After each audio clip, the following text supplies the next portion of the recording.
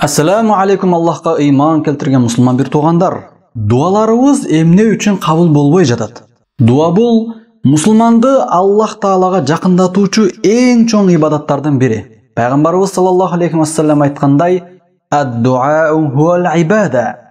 Dua bul ibadat. İmam Tirmizi rivayeti. Dua menen musulman pende özünün oy tilekтерин, plandарын жана үмүттөрүн Allah'tan surap iş yüzünü aşırıp alat. Musulman adam dua kılуу menen köptөгөн жакшылыктарга жетет жана köptөгөн жамандыктардан, балейлерден алыс болот. Allah Taala берешин зат.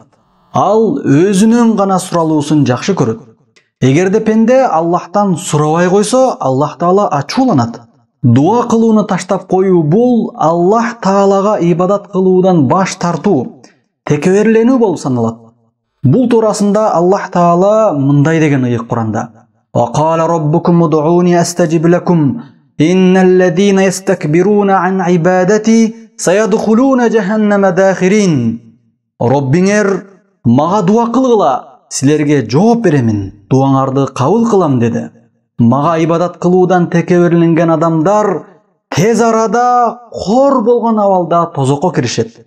Гафыр сүрөсү 60-аят. Бирок азыр эмнеге дуаларыбыз кабыл болбой жатат? Allah Таала мага дуа кылгыла, дуаңарды кабыл кылам деп Allah Таала убада кылган болсо, эмне себептен анда биздин дуаларыбыз кабыл болбой жатат? Жооп, себеби биз дуа кылуунун шарттарын, талаптарын так аткарбай атабыз. Чыныгы мусулман боло албай атабыз. Ар бирибиздин жеке 10 түрдүү шалакылыгыбыз себептүү, 10 түрдүү тоң моюндугу себептүү дуаларыбыз кабыл болбой жатат. Хижридин 2-нчи кылымында жашаган улуу табийиндерден болгон Ибрахим ибн Адхам бул тууралуу аябай сонун түшүндүрүп айткан. Күндөрдүн биринде Ибрахим ибн Адхам Басра шаарындагы базарлардын биринен өтүп бараткан болот. Ошондо аны көргөн адамдар ага үймөлөктөшүп: "О Абу Исхак, Allah Таала Куранда мага дуа кылгыла, силерге жооп беремин, дуаңарды кабыл кылам деп убада кылды. А биз Аллахка дуа кылып жатабыз. Бирок эмнеге дуаларыбыз кабыл болбойт?" деп сурайт. Ошондо ал мындай деп жооп берет Ибрахим Адхам ал адамдарга: "Анткени силердин жүрөгүңөрдө 10 түрдүү нерсе силердин жүрөгүңөрдү өлтүрүп салган. Ошол себептүү алар: биринчи, Аллахты билип, мусулманбыз деп, бирок Аллахтын алдындагы өз милдеттериңерди аткарбай атасыңар. Экинчи, Куранды окуп, бирок андагы айтылган өкүм буйруктарга моюн сунбай атасыңар, аткарбай атасыңар. Үчүнчү, пайгамбарыбызды жакшы көрөбүз деп коюп, сүннөтүн таштадыңар. Төртүнчү, шайтанды анык душман деп билип, бирок ал шайтанга ээрчидиңер. Бешинчи, бейишке кирүүнү эңсеп, ага татыктуу иш кылбадыңар. Алтынчы, тозак азабынан коркуп, өзүңөрдү андан куткаруу үчүн эч бир ибадат амалды кылбадыңар. Жетинчи, өлүм анык деп айтып, ага эч кандай даярдыктарды да көрбөдүңөр.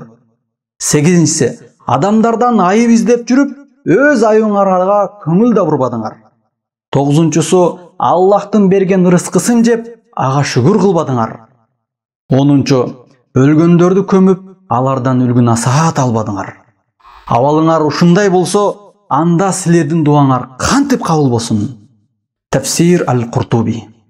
Урматтуу мусулман бир туугандар, чыныгы ыйман келтирген мусулман бололу. Дуаларыбыз кабыл болуусу үчүн жүрөгүбүздү өлтүрүп салган, жогоруда айтылган 10 түрдүү жаман жоруктарыбызды таштайлы. Аллах Таала баарыбызга, үй бүлөбүзгө тынччылык жана береке берсин, баарыбызды акыйкат жолдо жүрүүнү баарыбызга насип кылсын.